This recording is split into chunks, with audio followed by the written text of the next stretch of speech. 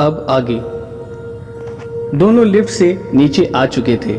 फिर वो लड़की पैदल वहाँ से जाने लगी और अरब अपनी बाइक से घर की ओर जाने लगा। तो उसने मन ही मन सोचा कि उस लड़की से पूछ ले कि क्या वो उसे घर छोड़ सकता है, क्योंकि काफ़ी रात हो चुकी थी। पर वो अपने शर्मीले स्वभाव के कारण नहीं पूछ पाया। अगले दिन नाइट शिफ्ट ख़त्म होने के बाद अरब उस लड़की से लिफ्ट के पास मिला। दोनों लिफ्ट के अंदर चले जाते हैं। वहाँ पर अरब मन ही मन घर छोड़ने वाली बात पूछने के लिए सोच ही रहा था कि उस लड़की ने अरब से पूछा, आप कहाँ रहते हैं? तब अरब ने जवाब दिया, मैं यहाँ से 4 किलोमीटर दूर सेक्टर 13 में रहता हूँ। तब उस लड़की ने पूछा कि आप मुझे घर ड्रॉप कर सकते हैं, क्योंकि रात भी काफ़ी हो चुकी है, पता नहीं कैब या बस मिलेगा या नहीं। वैसे भी मेरा घर आपके घर पहुँचने से पहले ही पड़ता है। फिर अरब ने जवाब दिया, हाँ हाँ क्यों नहीं। अब दोनों अरब की बाइक पर ऑफिस से निकल गए। रास्ते भर दोनों में कोई बातें नहीं। काफ़ी दूर निकल जाने पर उस लड़की ने अरब से बोला कि यहीं रोक दीजिए, मेरा घर आ गया है।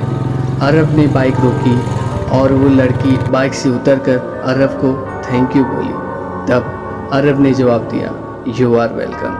लेकिन अरब के मन में बात चल रही थी कि कैसे उसका नाम पूछें, पर हिम्मत करके पूछ ही लिया, वैसे आपका नाम क्या है? तब उस लड़की का जवाब आया, मेरा नाम काजल है। दूसरे दिन भी अरब ने काजल को ऑफिस ख़त्म होने के बाद बाइक से उसके घर ड्रॉप किया।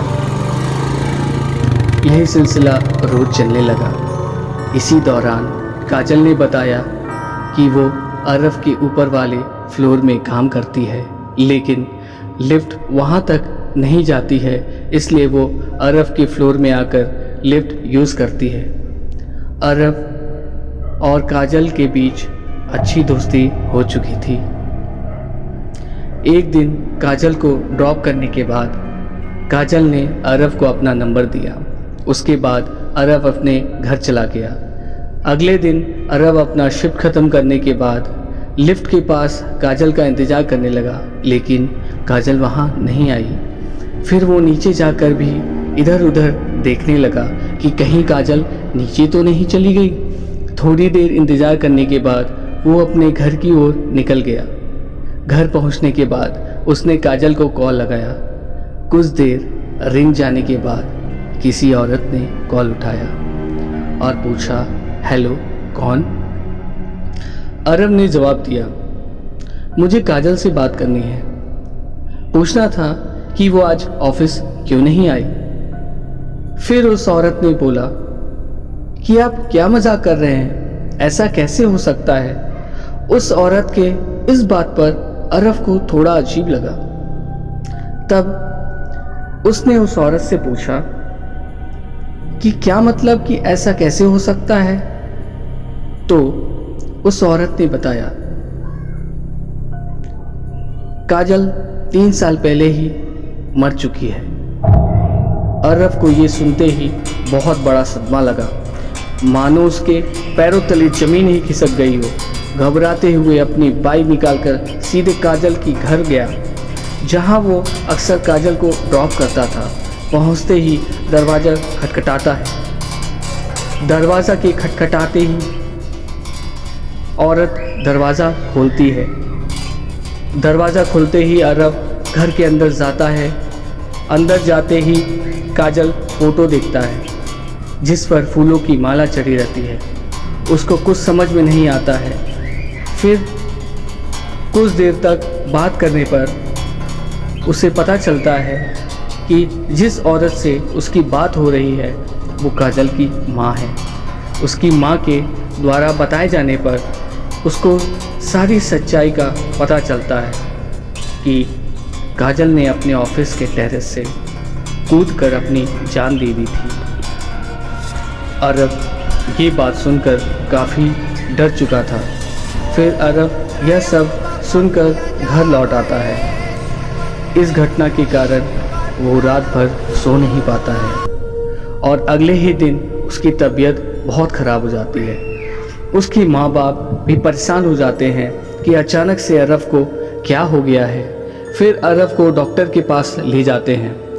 डॉक्टर अरब का चेकअप करता है और कुछ दवाइयाँ देता है और रेस्ट करने को बोलता है। शाम तक अरब का बुखार कम हो जाता है और वो डिनर करने के बाद सोने जाता है। जैसे ही अरब बेड पर सोने ही वाला होता है तभी उसकी माँ अरब को आवाज़ लगाती है, बेटा जल्दी नीचे आना।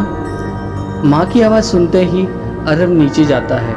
नीचे जाने पर वो क्या देखता है कि सारी लाइट्स ऑफ हैं। जैसे ही वो लाइट्स ऑन करता है तो वहाँ कोई भी नहीं होता है।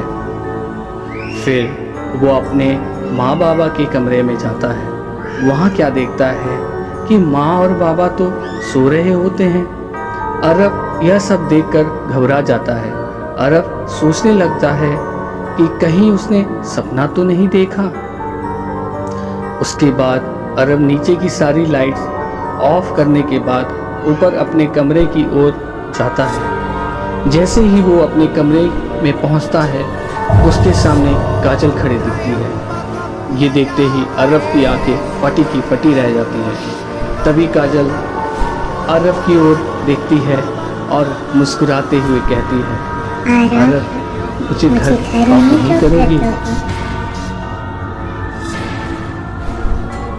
और हाँ दोस्तों, अगर ये स्टोरी अच्छी लगी तो प्लीज़ सब्सक्राइब करें, शेयर करें और लाइक करें। Thank you so much.